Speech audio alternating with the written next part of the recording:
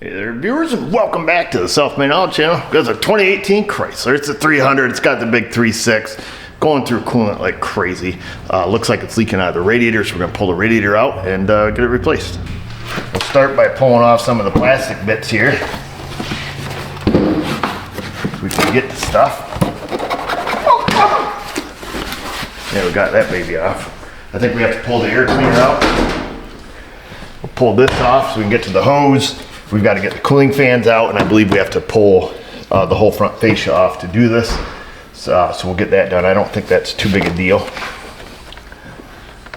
Really, at the end of the day. We'll get the hose off here. It looks like a 8 mil probably.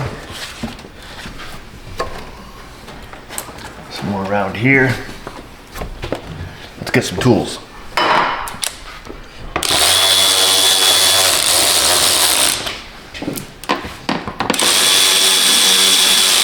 This young lady stopped in the other day and said she had no heat. I got no heat, she says. I thought that's kind of weird. So I had a little look at it in the parking lot. She had no heat because she had no coolant.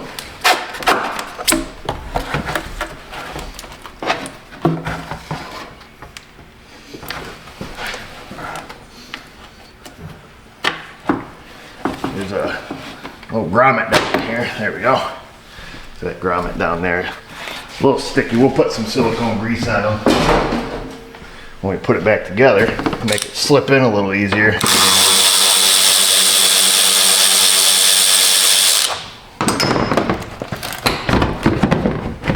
Oh, that was easy. Those are 8 mil too or not? Yes, sir. This is for the cooling fan. I don't know if we can take the fan out with the radiator hose still in there or not, but we'll get the bolts out of it.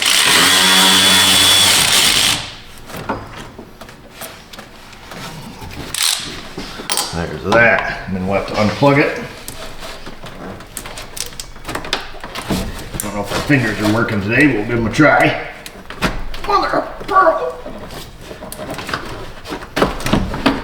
There we go. Yeah, I don't think this will fit with the hoses still on. I definitely can see the radiator is the cause of the issue. Let's get a light where the peacock is on this thing, if it has one. Yes, sir, it's got one over here on the driver's side, or passenger side.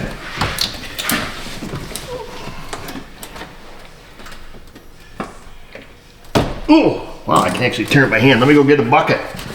We're in luck. We'll see if we can get kind of close. I'm gonna reach down and loosen up the peacock here.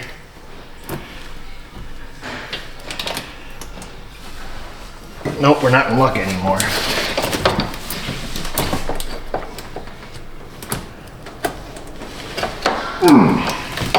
Not enough lead in this guy's pencil to turn that thing.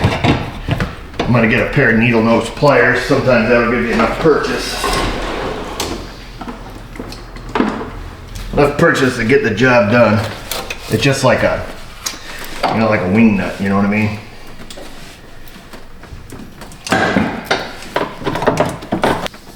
There it goes, we're draining. And it looks like we're even hitting our bucket. That's really amazing. We'll take the cap off. There she goes.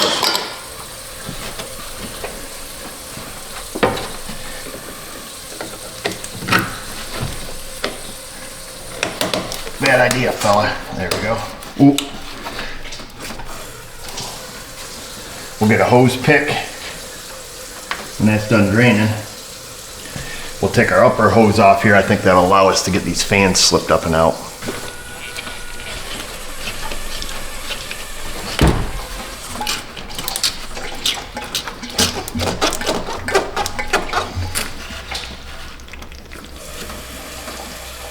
Yeah, we still got coolant up there at that level, so we'll wait a little bit. Let me get the proper tool for those clamps there. I like using these little guys. They're just vice grips, but they're made for the clamps. Look like an alligator. keep you from snapping your fingers.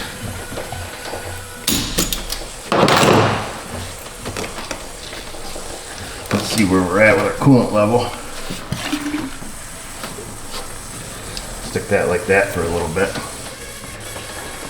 It's coming out pretty quick. We should be getting there soon. Let's just have a little peek. Yep, we're good on this hose.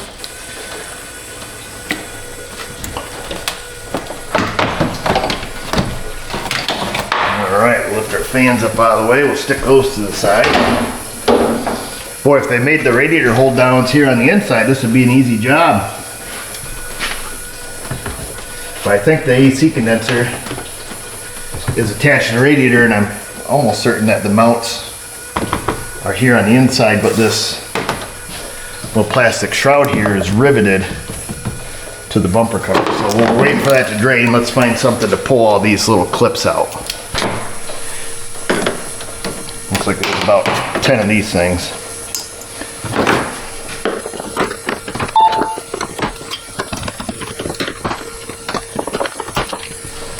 There we go. Like I say, I don't think that's going to do much for us.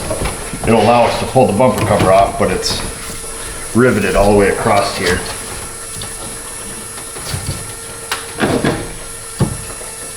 And I don't think taking time to get the rivets out will do much for us. It's best just to pull the bumper cover. So I think while that's draining, we'll pick it up. Probably zippy zap the front wheels off so we can pop the fender liners back. Looks like it's got a bunch of plastic junk underneath we'll have to take off. No fog lights in this pig. A couple side lights will unplug them. Had the very lovely Mrs. O help yank this thing apart.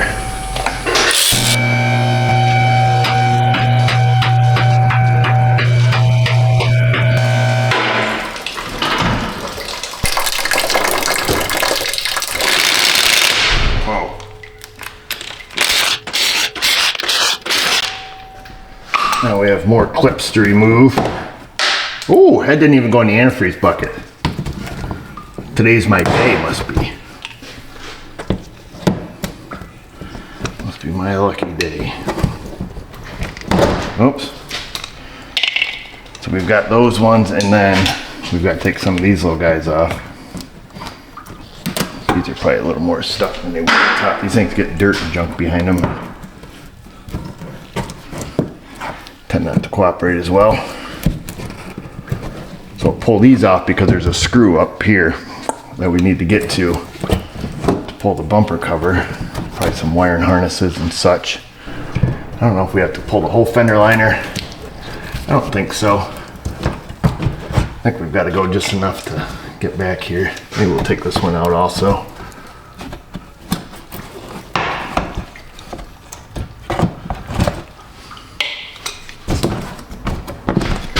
And we'll do this inner one here.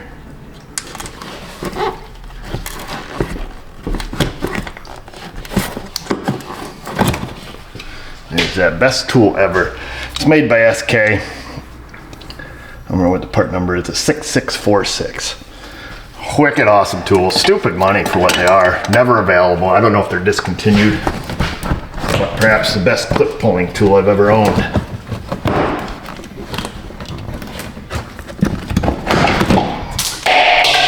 You mother lover. Just knocked my magnetic cup over. There's that. There's our bolt that we need to get to. So that's as far as we're going to go. Now I'm going to pick up the clips. I unplugged this marker light right here, and then I reached in and unplugged this connector here, which is this harness here, which this car does have fog lights. This guy just can't see. And then it's got the front, parking aid monitors there, which are all should be in this harness. So I don't think there's anything else electrical that we have to unplug other than the two marker lights, the one on the other side too there. Pop this screw out. Like that, just like a wood screw, Set that there. We still have to take all the jiggly bits off underneath. However, this should pop out on us now, I'm thinking. I might have to look in service data, but these usually just pop out. Let me look in service data. Before we do that, we'll pull off some bolts under here. That's not a bolt. That's one. That's another one. Let's get them little clips out of there. There's one. There's probably another one over here. Nope, must be MIA. These are the little clips here.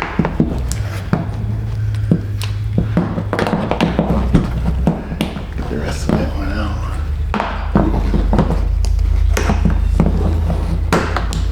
There we go. Oops. Oh man, that is the second time I have missed the antifreeze bucket dropping something on the ground. That ain't right. Okay, that's all those. Let's zippy zap all these across the front. I don't know if they're, whoa. Well, they're a lot smaller than what I've got. Classic 7 mil.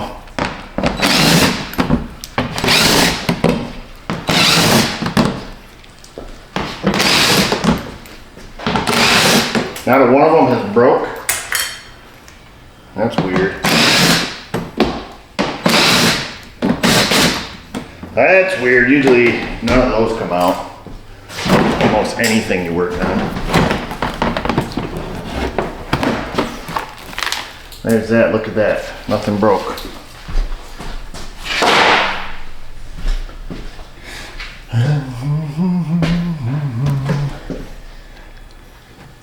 Let's keep ripping and tearing. Service data says yank. Man. Usually they're just clipped in there.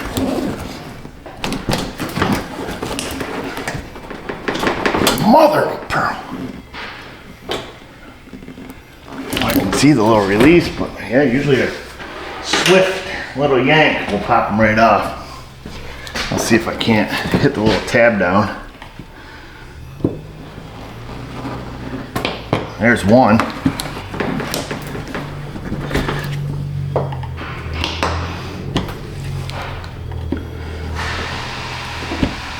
I don't know why it's being so stubborn.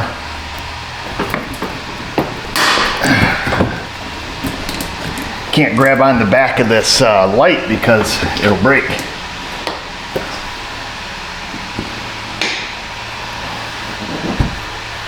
What in the world?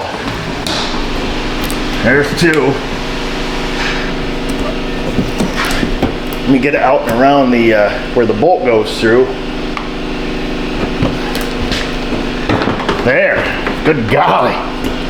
Nothing's broke. All 3 tabs are still mint. But like I say, typically you just pull. And that's the 3 latches right there. So these 3 latches, can you guys see them? The 3 little squares here. They just latch in. This little plastic guide here that just bolts on the side of the car. Not a body guide, so I don't know the names of stuff. It's got the same style clip up here above the headlight.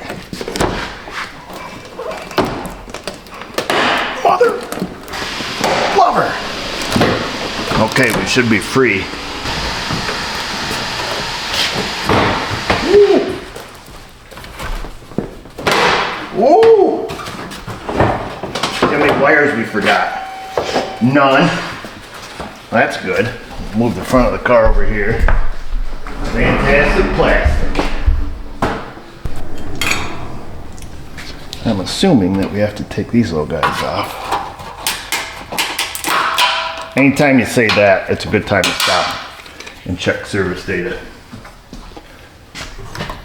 But I don't know if you have to pull off the front impact bar to get these out or not. We're about to find out. We'll learn together. There's another little one down here on the bottom. Oops, that's just an alignment guide.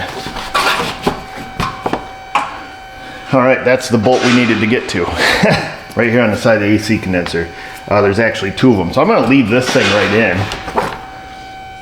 because I don't really see it's necessary to pull this off. Let's move the one on the other side. There's that one. These are just your standard retainer. Pull that one off. Now this has the wiring harness here for the fan, for the fan, or the horns as some people call them. So pop that out. Those are both popped out, non-broken, just FYI. But I don't know if that gives us enough room, and it looks like it does because we've got one bolt right here on the condenser. Is there a bolt on the bottom? Yes, sir. There's 2 bolts. So let's just grab our Uggy Duggy while we're right here. They appear to be of the 8mm size. What's this? This is an 8mm. Yep. Come in all zippy zap like. There's one. It's a classic wood screw. One more at the bottom. Again, and then on the other side. Ooh, we don't want to get pinched. We don't want to get pinched in there.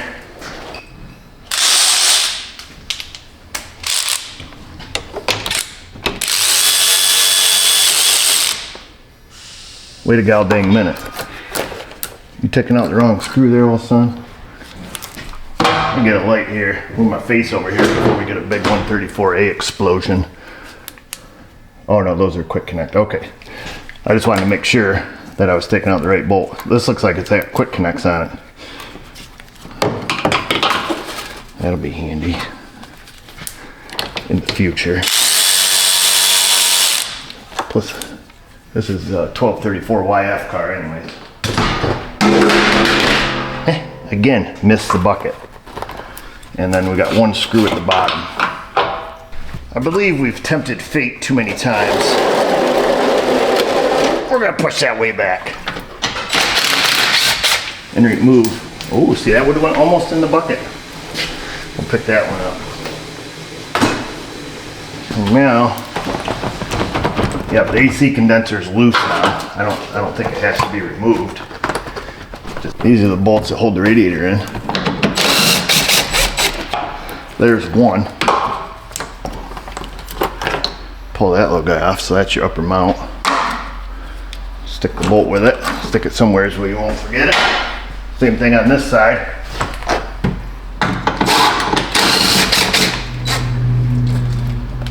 Looks exactly the same, only different. Oh, that one would have went in the bucket for sure. So this is the one off the driver's side, same thing. Now I'm thinking our radiator should be loose. Loosey-goosey. I just want to make sure the condenser's not sitting on it. Doesn't appear to be. Seems like it'd be a little more wiggly. Feels like it. Oh, there's a, so at the top of the radiator is this plastic little filler piece. I think we need to push that down under the upper radiator support. Oh yeah. Wiggle, wiggle, wiggle. So we'll let our car down a little here. It's not very bright. Now it is. Unhook that lower hose and we're out of here. Easy. I love an easy one first thing in the morning. Let's get the hose clamp pliers. This one's kind of off to the side. We're going to be using your 4597 Astro Tools hose clamp tool. This just goes on the end of the clamp. Remotely, give it a squeeze.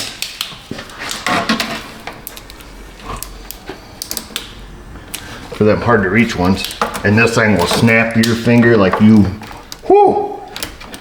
Snap you harder than you ever been snapped before when you least expect it to. I call it hose clamp roulette. So be careful where you put your digits.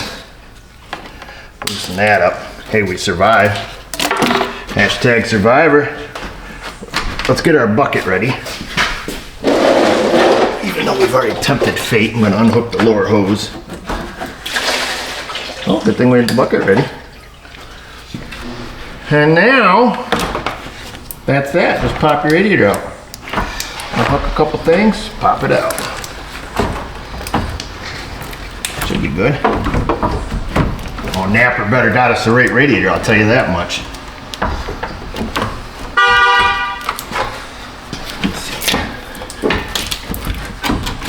It's a little snug. The ABS is kind of inconvenient where it's at. Well, we're screwed now, folks. Let's pull this thing off. How do you think this comes off? Just like that. So that's that upper plastic piece. Now we can, it doesn't help us any, but we did something.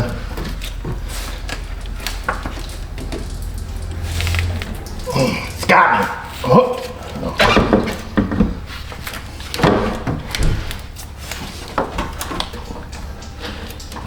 Well, this should be highly convenient sticking this back in without damaging it.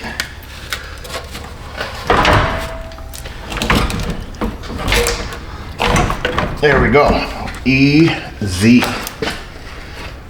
Must be living right. There it is. So there's your radiator. There's where it was leaking, all pink down the side. If these stuck to the bottom of your old one, take them off and stick them back down in the lower radiator support.